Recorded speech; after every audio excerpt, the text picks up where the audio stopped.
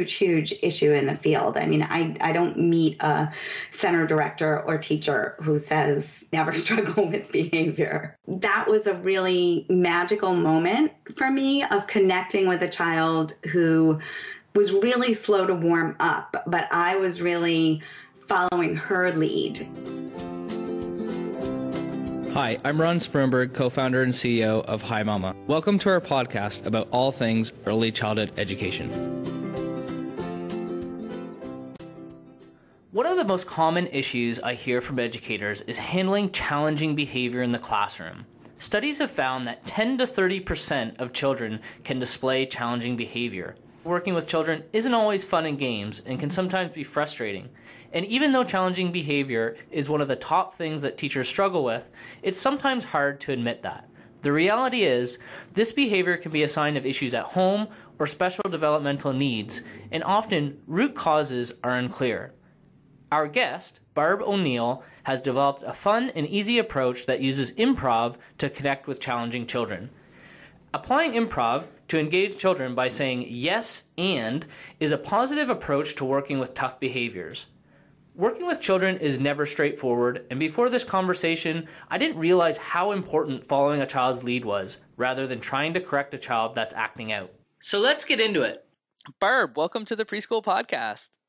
Hi, thank you. I'm so glad to be here. Let's start off the conversation just learning a little bit more about you and your background. Okay, sure. Let's see. I have been in the field of early childhood for about 23 years, and I started out working as a floater aide in a child care center, and I since then have worked as a preschool teacher, special ed teacher. I went on to get my master's in early childhood special ed. And then I got my doctorate in early childhood. And so I worked as a early childhood professor for about 8 years. And part of that time, I was also a campus center director. And now I'm doing consulting and training with early childhood programs around behavior and helping teachers and directors with children's behavior. And why have you chosen that specific area of children's behavior versus the many other directions you could have taken your career with that background that you have? Yeah, that's a great question. I think I've always been very oriented towards helping those children who seem to be struggling in the classroom.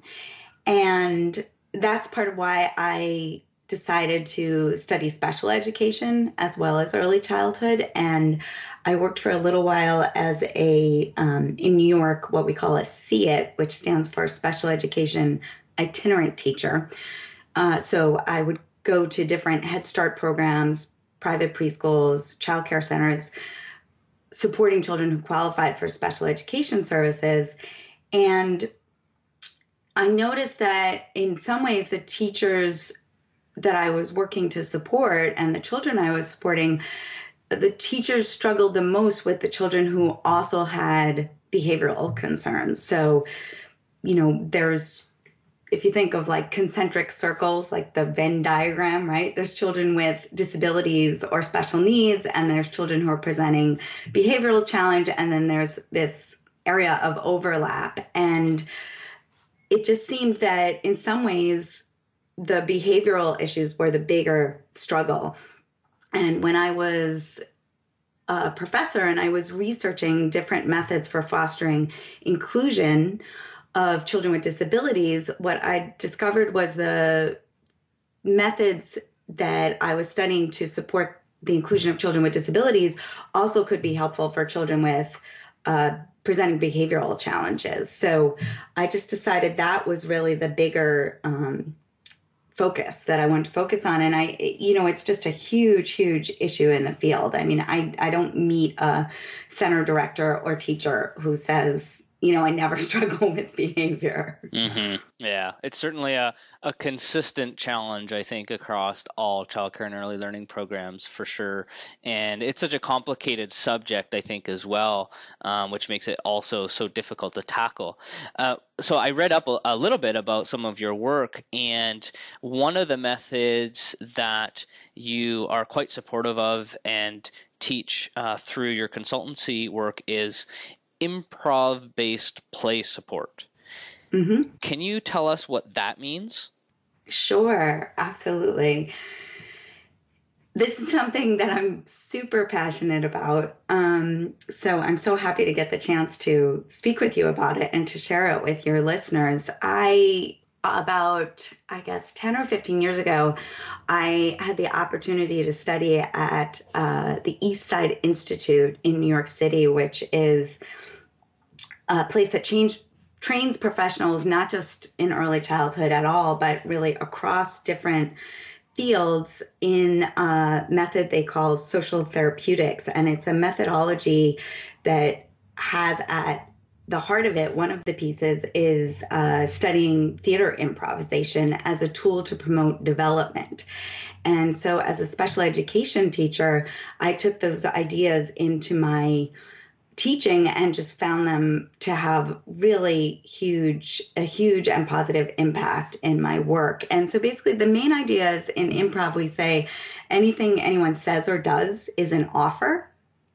And so in children's play, that could be banging blocks together. That could be, rocking a baby. That could be saying, "Are you hungry?" in dramatic play.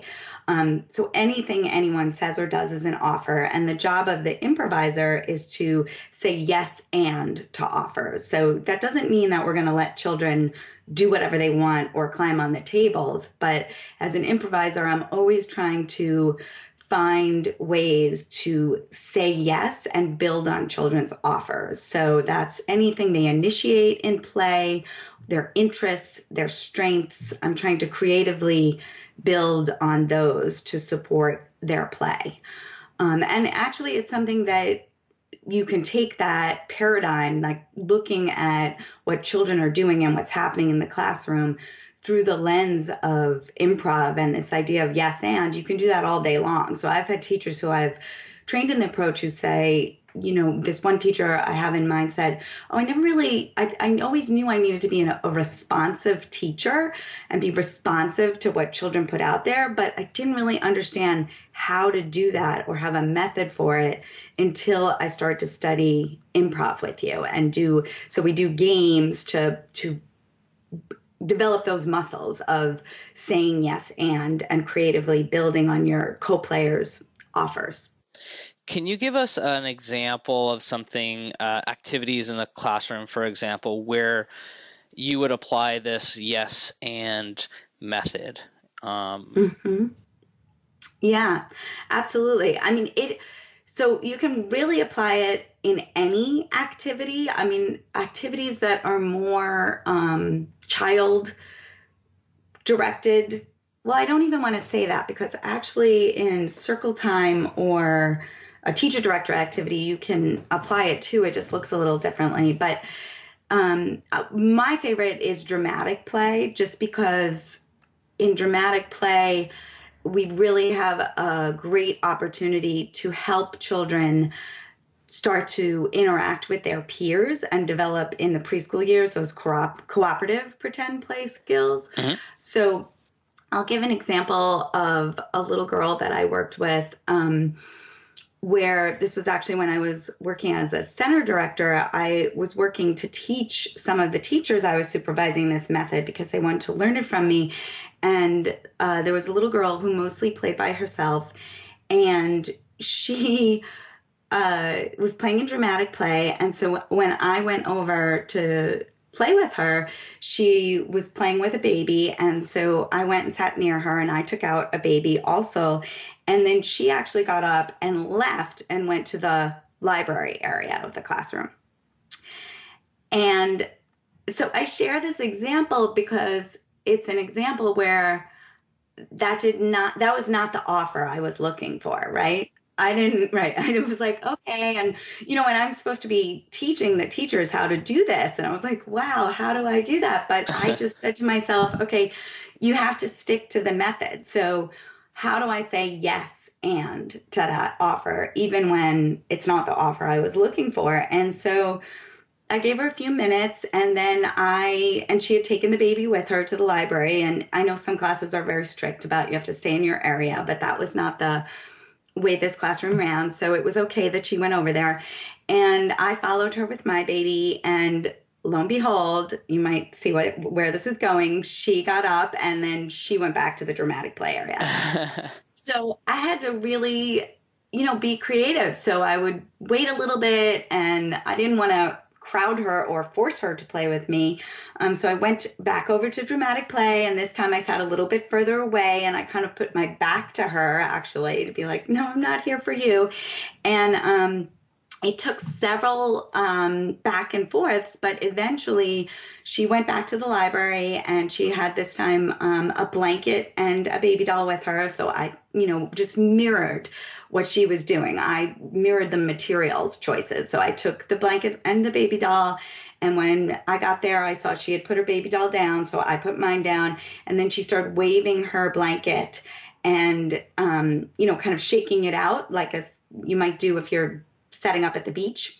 So I did that as well. And much to my amazement, she didn't run off, and she put her blanket down. So I mirrored that and put mine down.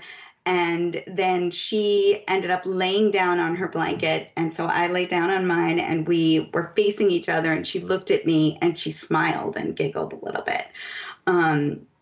And so that was a really magical moment for me of connecting with a child who was really slow to warm up, but I was really following her lead there. And we worked with her doing this improv-based play support over many months, and really saw her develop as a leader in the play at times. And one time her father came in and saw she was kind of leading this little dress up parade around the classroom. And so that father thought, oh, okay, this is a, child who doesn't always connect socially with the other children, but there she is, they're following her. And we eventually saw her to go on to be interactive with her peers in dramatic play. But to form the basis for that, I had to first follow her lead, as opposed to, insist to her, okay, it's time to, do some cooking, or let's put the babies to bed. That came later, where I would initiate some things, and her teachers worked with her in a similar way, following her lead and then making suggestions to her.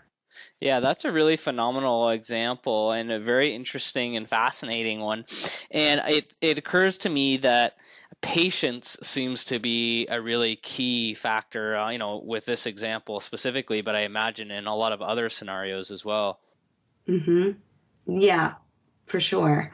Yeah, I think it's, I always say when I'm teaching teachers this improv-based play support, you can't evaluate it's not an activity where you have like a lesson plan with a very clear objective of what you're teaching that day. So I also, when I teach this method, I teach the different skills children need during play, and the sequence for dramatic play from solitary to parallel, associative, and then cooperative. But you have to know which level that child's at, and continue to make offers to help them develop new play skills. But you can't evaluate whether you were successful on any one day. You have to really make a commitment. I'm going to play with this child, and it can just be 20 minutes, 15, 20 minutes. You're playing with that child and others in the area. I'm going to do it once a week for X weeks, or whatever it is, because I know teachers are juggling so many different things. But you may learn later, you may see evidence of something that child learned from the experience, and see them initiate with a peer something that you did with them weeks later. So you really can't evaluate it in the short run a lot of times. Yeah, and I think oftentimes they're taking in a lot more information and learnings than you might think they are at the time. Mm-hmm. One thing we always like to cover on the Preschool podcast as well is the why behind things. And so maybe you can tell us a little bit more about why this method works versus other methods. Mm-hmm. Yeah, absolutely. I think, well, again, I sort of work in these overlapping areas of including children with disabilities and with children who are presenting challenging behavior. And so one of the things I'm always mindful of is that, we definitely have research that shows for children who do have disabilities, whether that's, and in many cases in early childhood, they're not even diagnosed yet, or if it's a developmental delay, teachers may suspect it, but children aren't receiving services.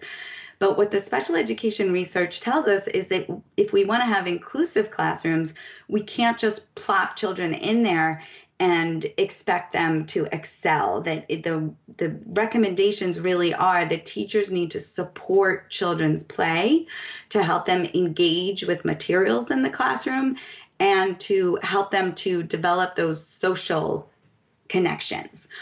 And I think teachers, don't always, they're juggling so many things. And also we have these ideas in early childhood, a lot of times, that we do want children to initiate their play. And so sometimes that can go to the extreme to feel that we shouldn't interrupt it.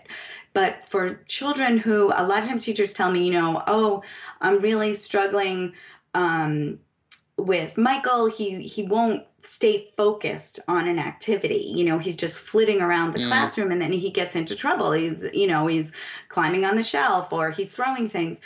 So it doesn't have to be children who are there in terms of inclusion and because they have a special need. But, I think it is a special need to need some help to engage with materials, and then if you're exhibiting challenging behavior. So this is a method that teachers can use to build a rapport with children. So if they're in a negative cycle with the behavior and they're getting into daily power struggles, it helps switch that around. If we go into children's play and follow their lead, we're sending the message that their interests are valued and important and the play is valued. So it builds that rapport. It also can help them sustain engagement when the adult goes in and plays with them. And then as time goes on, you can make suggestions or offers for interacting with peers. And you can do that to the child who needs the support, or you can suggest that the peer initiate, right? So you might have someone who's a more advanced player and is very open to following teacher directions. Then you can just make a suggestion like, oh, maybe you can give Brianna a cup of juice, and then the other child's initiating that social.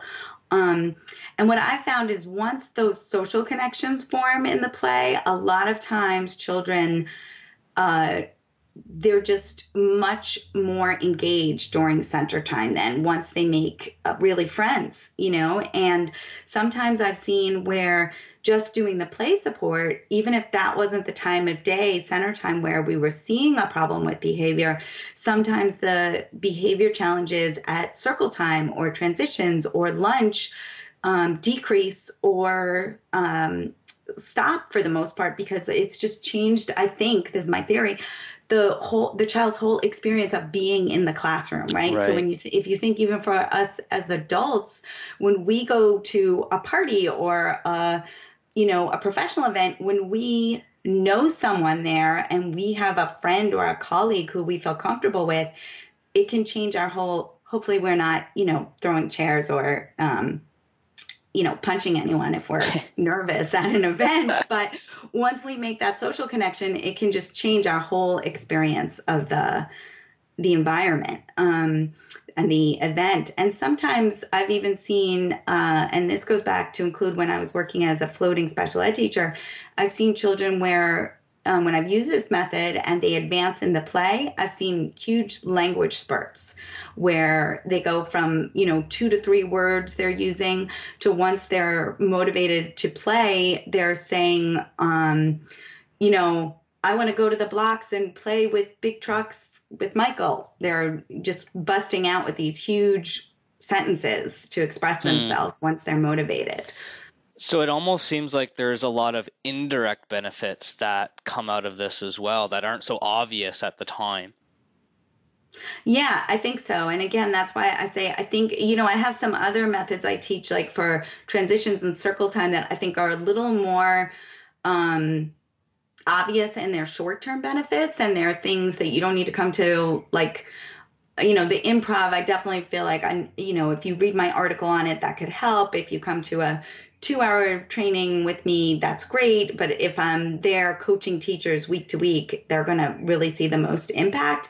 I do have other things I teach that, are much more straightforward in terms of you can just change your language a little or add something you're doing and see a result tomorrow. Yeah, and let me just touch on that point briefly, because it does seem like it is a challenging methodology to implement in the classroom, your example being a perfect one. What are some of the challenges that you see that people face when they try to implement the improv-based play support in their classrooms? Mm-hmm.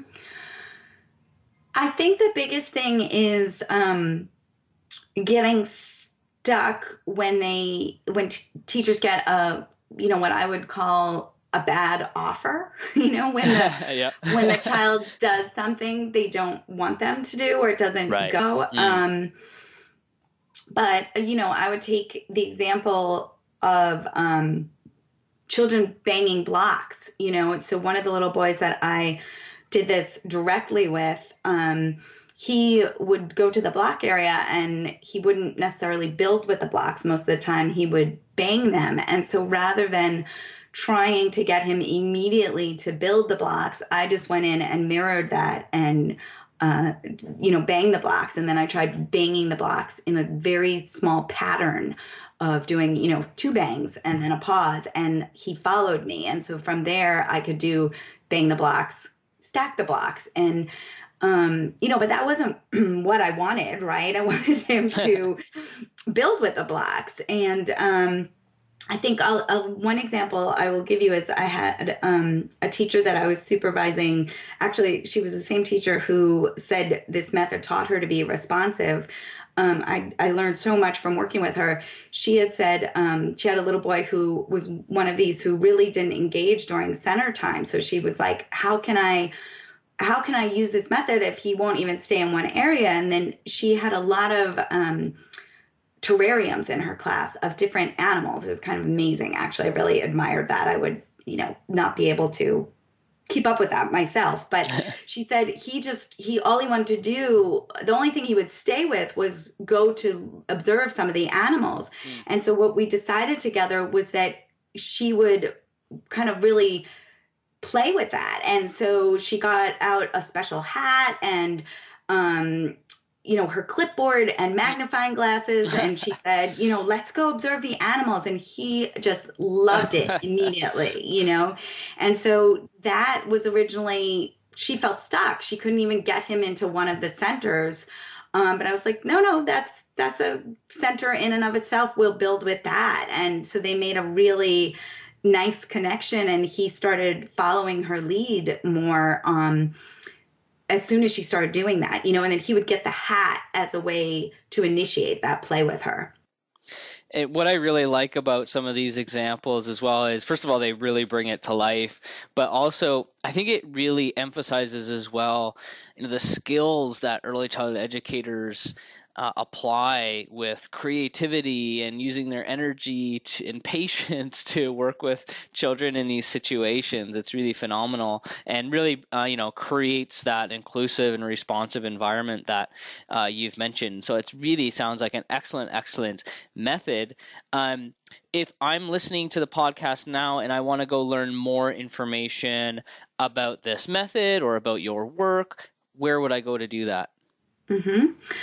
Well, you can definitely go to my website, which is transformchallengingbehavior.com, and read a little bit more about it there. And if you go to my publications page, there's a link, or actually you can Google improvisational play interventions. And I have an article that I published through the journal Young Children. And so the article does come up if you Google. I used to call it improvisational play interventions. It's kind of a little more special ed sounding name. But then as the years went on, I started calling it improv-based play support. Got it. And I also noticed on your website that you have a challenging behavior cheat sheet, which sounds like a really useful tool as well.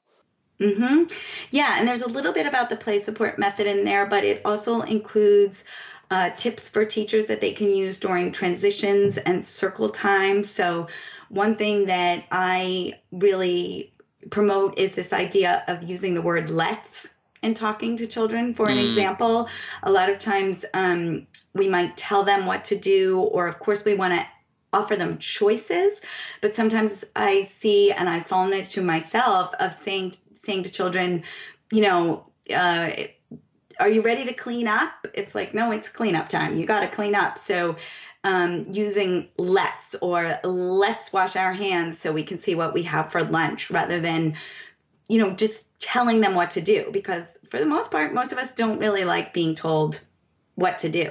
Right. Yeah. And then also during circle time, I studied 2 different methods of interactive oral storytelling when I was doing my research. And I learned that just the word let's is a really great way to invite children to participate in circle time. And so I recommend finding ways to say to children, let's all say that and let's all do that, which I learned from a colleague of mine, Helen Wheelock at the Creative Arts team in New York. She trains teachers in storytelling, and it's a very interactive method. And it's a great way for teachers who are struggling during circle time with children's behavior. So there's obviously, I can't in my cheat sheet teach how to do interactive oral storytelling, but I'm borrowing some of those strategies that teachers can use. Sounds like some awesome resources online on your site, and also some great strategies and tactics and tools and tips right here on this podcast. So thanks so much for coming on the show and sharing all that with us, Barb.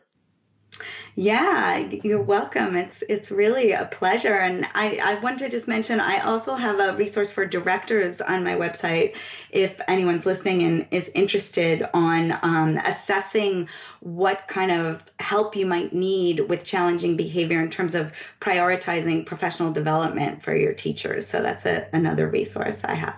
And also super important if you're an administrator is professional development of your team. So transformchallengingbehavior.com. I definitely encourage listeners to check it out. Barb, thanks again for coming on the show. Thank you so much, Ron. It's really been a pleasure talking to you. If you've enjoyed our conversation, don't forget to subscribe for more episodes and leave a review. The Preschool Podcast is brought to you by Hi Mama.